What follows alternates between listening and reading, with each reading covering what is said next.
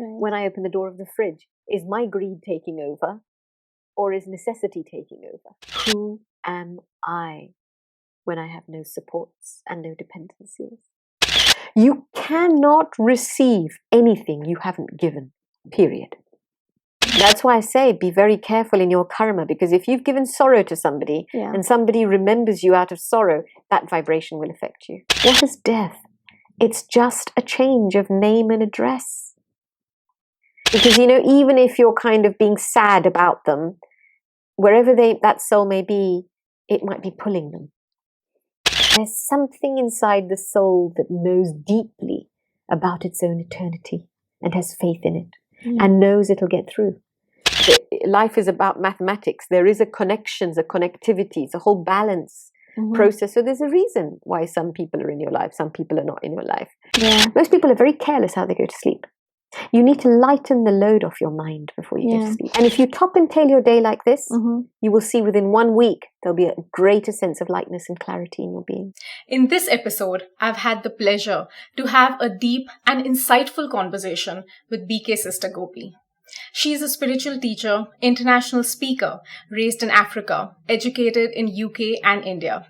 She carries a blend of Eastern spiritual wisdom and Western education and culture.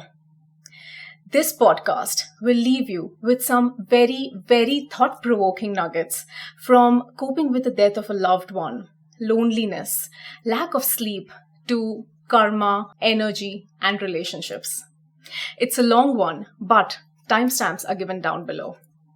In conversation with BK sister Gopi. Enjoy yourselves.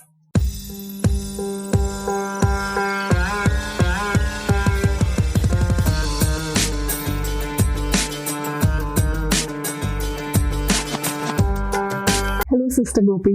Hello, Bhakti. It's such a wonderful opportunity for me to have this conversation with you today. More than 40 years into the field of service, into the field of spirituality, from a law student to a spiritual teacher, an international speaker influencing millions of lives. How often do you get asked this question, that what happened in your life that you took up the path of spirituality? My journey into spirituality began from a very young age. My family was exposed to the teachings of the Brahma Kumaris, the path of Raja Yoga meditation. So I grew up in an environment with a lot of spiritual sustenance around me, and less of the ritualism of mainstream Hinduism and religion.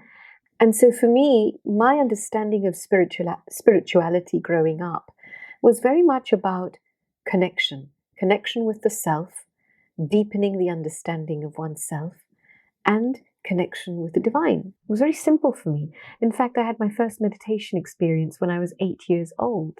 Just 8 years? Yes, I was inducted into the practice of meditation in Mount Abu. And since that experience of that connection with the self, a whole new world opened up. And I think that one of the most powerful things that the practice of meditation and spirituality has brought for me is it's put the power of choice back in my hands. Yeah. Because over the years, I've realized that the choices I make at every second in my life is having a vibrational impact even beyond me. We talk so much about greed in the world and about conflict in the world. And yet, what about the choices I'm making in my day-to-day life? Right. When I open the door of the fridge, is my greed taking over, or is necessity taking over?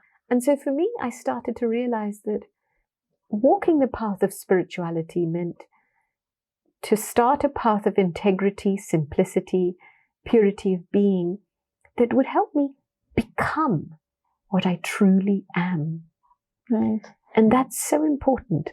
Because the general misconception is that there has to be a tragedy in someone's life, for them to get into spirituality or practice spirituality. But that's not always the case, right? Absolutely not. Yeah. I mean, I think that might happen to a large majority of people, because the tragedy, so to speak, is often some form of human experience that's been unbearable. Right? So you get to the limit of a human experience and you think there must be something more.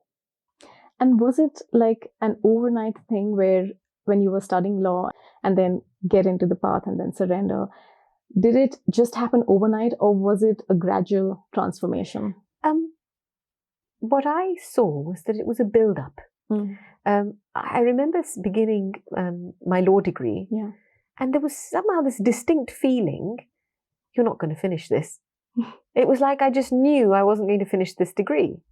And even though I have like a family background, my grandfather's in law, there was this expectation, linked with that. And I had a personal interest in it as well, primarily from the perspective of knowing that if we were going to bring some form of transformation in society, this field could help because the seat of decision-making was important. Right. But yet, as I started to deepen my own spiritual understanding, I realized that in order to be able to face negativity, you need spiritual power. You need to know yourself. And I thought, here I am about to invest my life energy into a system of sorting out everybody else's issues. But what about me? Right. I've got to put that foundation in first. And so I had to eat a real humble pie pill and go, okay, let's stop this for the moment. Let me just invest in my own spiritual foundation for a short period of time. Okay. And I'd only planned a sabbatical, right? And then if my journey finds me back into the legal field, great, because that's a field I'll be able to have better impact in once I'm clear who I am. Because if you're not clear about who you are, right, and you walk into that field, and especially, I had tasted in a little bit criminal law and that law. I mean, you can get completely disorientated. Yeah. And I remember doing a visualization process where I sat down and I looked at myself 5 years down the line. I thought, okay, let's look at two scenarios. Me finishing the law degree, me not finishing it. Yeah.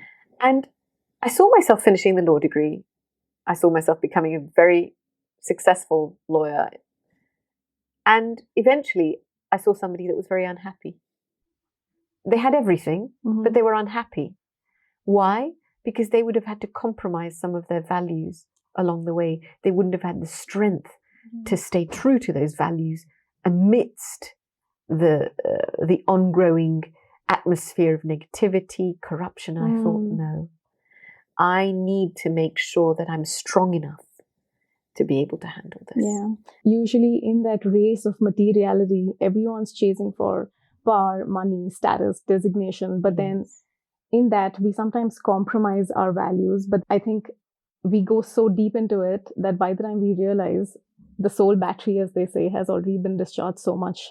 Yeah. It's so important to face the negativities of life by internally strengthening yourself. Yeah, I mean, it's a humble pie pill everyone has to take.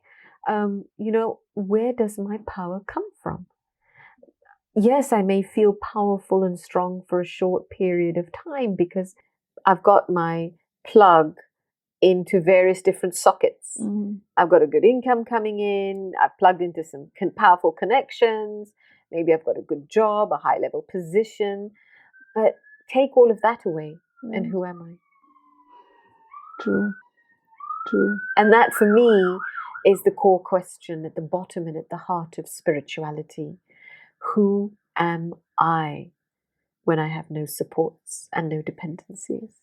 And if someone wants to reflect on who they are right now in the material world, who are not into spirituality, where should they start off from? Well, for me, spirituality is a parallel dimension. It's a real dimension. And we talk about the soul as something alien, but the realization that actually the being and the soul is who I am. That's why I'm called a human being, because I'm a being that's having a human experience. So if I am the soul, then inside the soul, the soul thinks, the soul discerns, the soul will feel. Right. Yes, it will have a physical experience, but the soul will feel. The soul will record. So there's so much richness and abundance inside the soul. So taking the time out to start becoming self-aware, to just start observing my thoughts, reflecting on my value system, understanding on what basis do I want to make decisions in my life? Yeah. That opens the door to spirituality. It's not some kind of outer space experience of wham bang and only light. You as a soul are light. So spirituality is not like a separate path. It's about practicing it in your day-to-day activity, and they'll automatically live a meditative lifestyle, as they say. Well, see, there's a difference between a meditator and someone who meditates. Someone who meditates, it's like they just get on with the mindlessness of life, not really think about what they're doing, waste their time, and then when they get exhausted and tired, take time out to meditate. Whereas if you are really cultivating life as a meditator, then fundamentally what you're doing is you're cultivating a state of self-observation. Okay. So you're always keeping an eye on yourself, no matter what you're doing. We have this capacity inside us. Yeah. You know, when you think about mothers, for example, that have kids, babies, they will hold a baby and they will do everything. Cook and clean, whatever. At no point, whilst doing whatever they're doing, are they going to drop the baby and say, oh, sorry, I forgot I had a baby in my hands. How do I look after the baby? Yeah. So it's the same way. You can't say, well, how can I be spiritual in the world? Well, if this is who you are and you love yourself enough to be with yourself, then it's about taking little moments in the day to stop, be peace, come to peace with yourself. True. You know, take some time out at the end of the day, reflect on your thoughts, value your thoughts at the end of the day. Take care of your feelings. Right. Because the root of spirituality is in the purity of your feelings. And that's beyond your emotional state. Yeah. Right? The emotional state are like the surface waves of the ocean. But the depth of the ocean is where the ebb and the pulse of the soul really lies. Yeah. And so take a few moments every so often in the day, a minute, just quietly drop into the depth of who you are. Just let yourself be peaceful. Right. Now, inside the soul, there are innate qualities, right? Peace, purity, love, bliss, happiness. This is the thirst of the human soul. Right. Every single soul on this planet wants peace. Why? Yes. Because they are peace. Yeah. Why does the body thirst for water?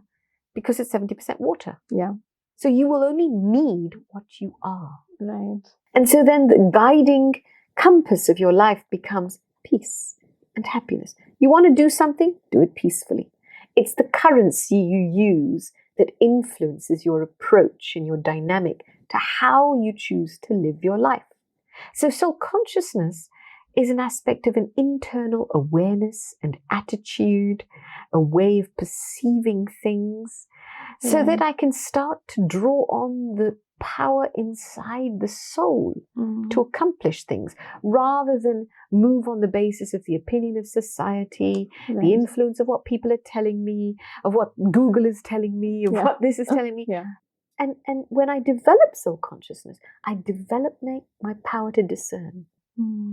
Yeah, because a lot of people today, they are easily impressed by money, position, title, designation, status, everything related to the egoistic body, the outer world. Like a lot of people are body conscious, as they say.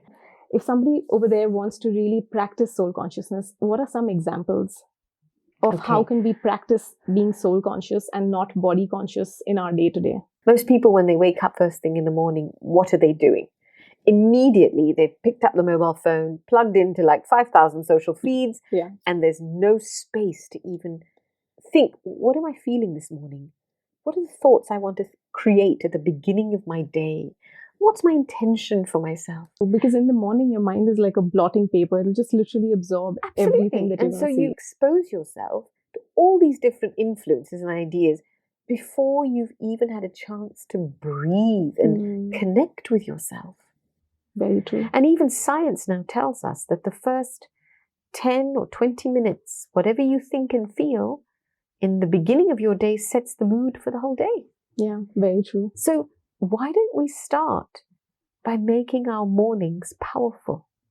By just stopping, waking up in the morning, spending a few moments, and just saying good morning Yeah. to the self. And then just do your morning routine, take a little bit of time out, read something rich that nourishes the mind, nourishes the soul, have some meditation, connect with your peace, step into a spiritual frequency. Mm-hmm. Think of a radio station Mm-hmm. and think of different channels in a radio station at different frequencies. Okay. So you've got 88 point something FM, you've got 95 something FM, you've got 105 FM. And each of these channels are operating at the same time, but at different frequencies. Right. And they've got different information at each frequency. Yeah. Now, when you're tuned into one frequency, do you hear what's happening at the other frequency? No. No.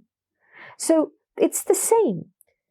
The bodily material frequency is a low-level frequency. Mm-hmm. So if your mind is always tuned in at that level, it'll be very noisy. Because there's a lot of people at that level, lots of people thinking about their bodies all day long, about other people's body, about money, especially about things, worry. So there's a lot of that kind of data that keeps affecting your mind again and again. But when you switch and tune your mind into a spiritual frequency, then at that level, the information is very different. And then when you get yourself to a higher frequency right in the beginning of the day, that'll set the tone for the rest of the day. Yes. So even if you face situations, anything negative, you'd still have the power to face it positively. Correct, because at the higher level frequency, at the spiritual frequency, the wisdom of the universe, your internal wisdom is available for you. So even if you know you're facing test papers or you're facing trials, there's something inside the soul that knows deeply about its own eternity and has faith in it and knows it'll get through. Yeah, because general misconception is that spirituality would be practiced when you're over 60, over 50, but it should actually be the other way around. You should really start practicing spirituality very much early on. I would say the earlier the better, because in your whole journey of life, you've got to make decisions about where you're going and how you're going to be of use in the world. Right. And if you're able to introduce yourself into this dimension, experience it, be yourself, then anything you do will be successful. Very true. Sister, talking about death, the inevitable for the body, for the costume, it's something that many of us, we know that it's inevitable, it's going to come, but we are still not prepared for it, especially for our loved ones. So let's say, for instance, a wife loses a husband at a very early age, or if a parent loses their child at a very early age, basically very close, intimate relationships. Even after years have passed by, there is this void and emptiness that still stays inside them. A part of them is always sad. What is your advice for people who are going through this right now? When I understand that every individual I'm interacting with is a soul. Before they are my husband and my child and my something, they are a soul in their own right, with their own part to play. So whenever it is that they depart, they finish their part. So when they finish their part, they have moved on. So how can I support that moving on? Okay. Now, if I only look at it through the lens of my experience, and you are something much bigger than what my experience is. Do you understand? I can label you as my sister, but you are a person in your own right, which is much bigger than my experience of you. So what you're attached to in that moment is your experience of that person. And the sadness is because you keep missing your experience of that person. That's it. Yes. You get my point? Yes. But actually, when you step behind that and you realize there's a soul that has a much bigger journey and they've finished their part, then you don't have to rely on this anymore. And that as souls, we are eternally connected. So if we don't meet in this lifetime again, we'll meet in another lifetime again. Important thing is to send them good vibrations. Absolutely. because they're still receiving the vibrations even if they're not in their bodily A costume. soul will always be supported by subtle vibrations. Yes, there is a Okay. transition that happens Yeah. with good vibrations. So what tends to happen, sadness is fed when we remember those limited my experiences, my experience of my husband, my experience of my mother. And yes, of course, when there's a human connection there, Right. and there's been a dependency there will be a sense of loss. Yeah. For a short period of time. But time is also a healer. Mm. And time is asking me to move on, to realize who I am beyond being somebody's wife and somebody's child. I am a person, a full person in my own right. Who am I? You need to realize who you are as an eternal spiritual being. Yeah. Once you do that, you will never be afraid of death. And you will realize the grace of death, which is you've lived a happy, fulfilled life and you're moving on to your next chapter. Right. And like somewhere you feel that if you will move on, you might carry that guilt that, am I being happy without that person? And this is where I say to you, if you start to see things in soul consciousness, there is no guilt involved. Because that soul is eternal, you are eternal. What is death? It's just a change of name and address. That soul's part has come to an end. That soul has moved on. Great. Wherever they may go, let them be really happy. Let my good wishes remain with that soul. Yeah. Because, even if you're kind of being sad about them, wherever that soul may be, it might be pulling them. Okay. And is that what explains it? That, at times there are many people who would say that, I just don't know, I'm feeling very low today. Sometimes, yeah. That's why I say be very careful in your karma, because if you've given sorrow to somebody and somebody remembers you out of sorrow, that vibration will affect you. And Sister Gopi, when a soul leaves a body, does it immediately enter another body of a newborn, or does it remain as a spirit or as a soul in the other dimension for a while? The law of karma is rebirth. So if you leave at your time, everybody has their own time of departure, when in that life their accounts have come to an end, their part is finished. So it's time for them to move on. When they move on, they will immediately go into another body. Okay. Right? That law of rebirth does take place. In exceptional circumstances, where individuals have perhaps decided to take their own lives before their time has come, okay, then the karmic result of that is they might not get a body for a little while. Do you see what I mean? It's until a whole their time comes. Yes. Okay. Your time is your time. It will come, and you will know when it comes. Right? Everybody has their own time. So it's better to be natural, and then your journey will move on. And Sister Gopi, so pivoting the conversation to luck, to karma, as you previously mentioned, there are people who work very hard and they don't get that element of success. But then there are those who don't really have to work all that hard and success just comes their way. And then there are people who say that, oh wow, he or she is so lucky, or that's unfair. What are your thoughts about luck? Well, that's very interesting you position it like that, because in what you've just shared is the issue why people are not lucky, because they're always looking outside and looking at everybody else's luck instead of actually getting on with their own lives. Yeah. Look at nature. Everything in nature is necessary. Right. Just because a tree is taller than a little shrub, it doesn't mean it's higher than the shrub. Yeah. That's true. The arrogance of human consciousness that have made that.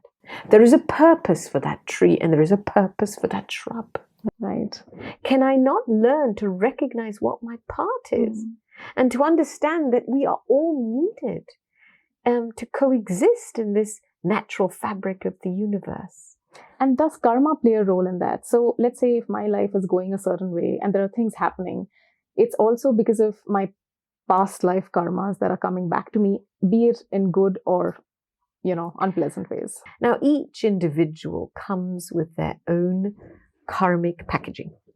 You have your own tailor-made life lessons for you to reach 100% self-realization, right? So that's your lot. And we have to walk through our lot. Okay. Whatever I've done in my life, I've opened accounts. Mm-hmm. If I've done good karma, I've opened up a bank of good karma. Okay. If I've done bad karma, I've opened that account. And if it's in the deficit, it has to be settled.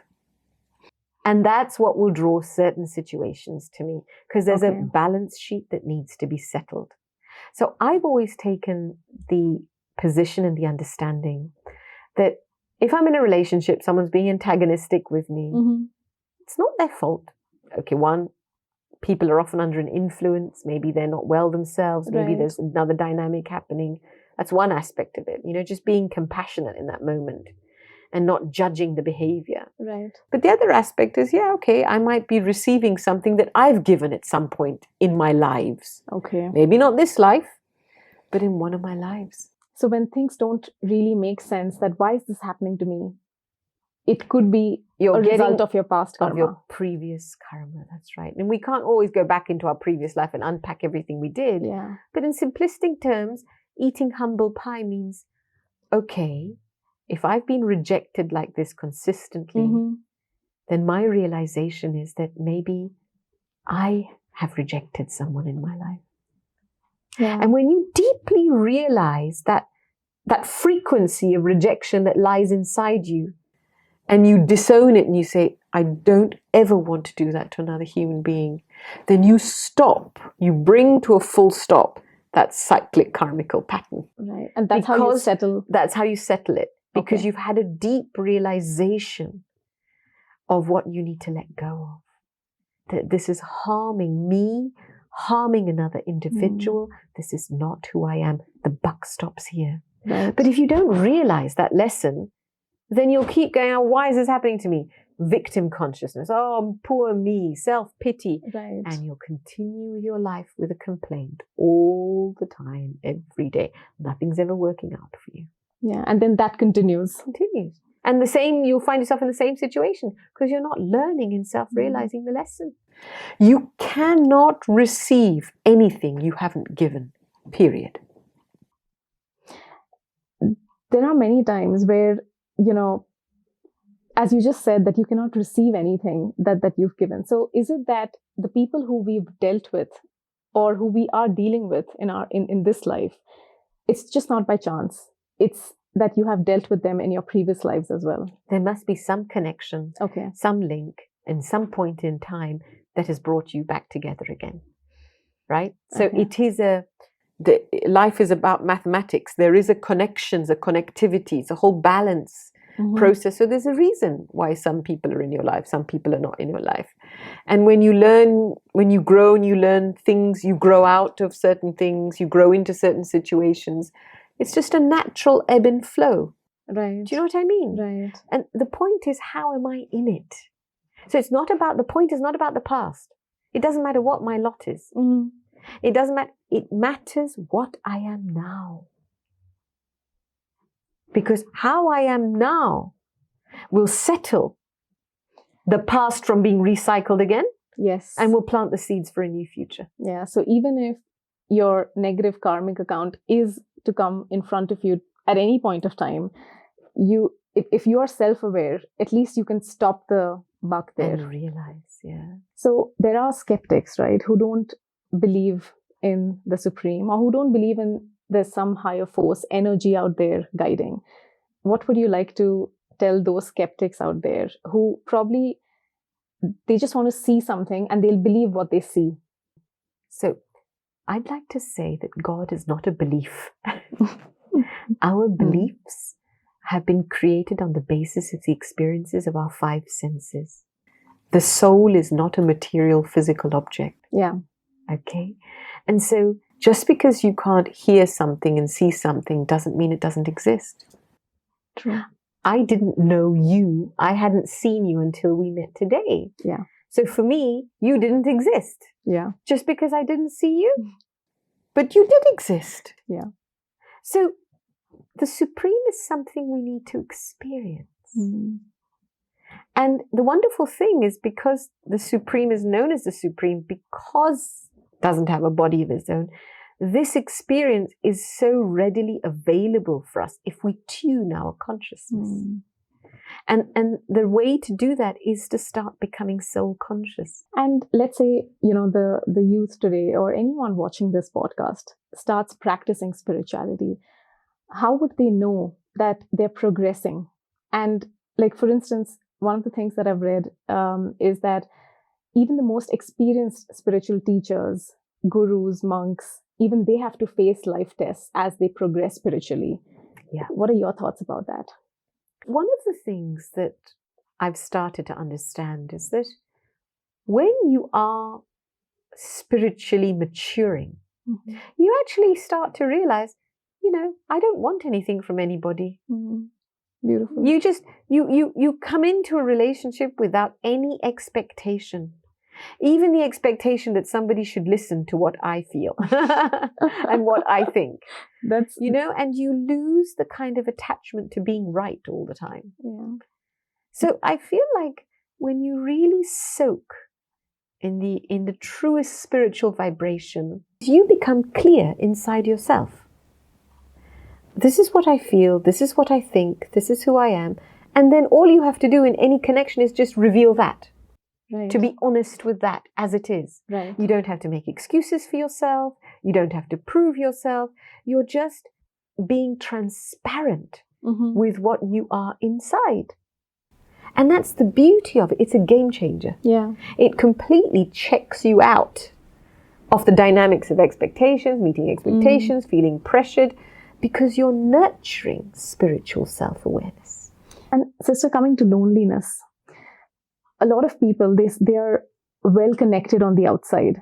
They seem to have a good job on paper, many friends, 1,000 social media connections. But on the inside, they're alone. Something is missing. The real connection is missing. A lot of people today are lonely. What practices should we actually be doing to overcome the feeling of loneliness? I think a big part of why loneliness has become unfortunately such a norm, even though on one level we appear to be greatly technologically connected and socially connected on technology than ever before, is because perhaps our dependency on mobile phones. It's like I know someone through a mobile phone. Right. And this mobile phone is a piece of dead matter. And if my intellect is connecting with dead matter, there's an aspect of my brain functioning linked to social interaction, something living, that's shutting down. So when I'm engaging with you, you're a living being in this moment now. There's a living exchange happening, which keeps a big part of my brain development going, right? Instead, I'm just looking at the mobile phone, relating to you, and I get addicted. Right. So they've actually done studies that the more you are on social media, it fires the same parts of the brain as those who have drug addictions. Oh, really? So as we're creating a more addicted society, dependent society, of course you're going to be more unhappy and more lonely. Right. Because you haven't developed the capacity to have a living exchange. So I would say you need to put the phone down more and face-to-face talk to people more. You need to go out and be present in situations. This is a facility that is a third-party device to aid our communications. It doesn't replace the individual connection and communication. And how should one be happy alone by themselves? Because there are so many instances today where they might be alone, but they don't want to be in that silence. They literally pick up their phone, they turn on the TV, they turn on the radio, even if they're not listening to it, because they cannot sit with that silence. So how should one learn to be happy alone? You know that if you feel like getting to know yourself is important, then you will spend time with yourself. Yeah. And okay, if you can't, it's not about sitting there mindlessly doing nothing. Pick up a pen, pick up a journal, start journaling. Think about what you'd like to read and explore about yourself. The soul will tell you. Your conscience will tell you. Everything you need is inside you. Just start the conversation. So let's say I'm feeling sad at this point in time. Yeah. So I have two options. I can go and distract myself with the television. Yeah. Or I can pick up a pen and paper and start having a conversation with my sadness. I can talk to my sadness. until I get to a point of clarity. Okay. Do you see what I mean? Yeah, that's beautiful. I say, that's what I'm saying. Start the conversation with yourself, because that's the basis of the relationship. So basically, write down your thoughts, no matter how you're feeling, and then absolutely take that time, because when it's on paper, you start to get to know yourself. yeah. No, that's a great advice.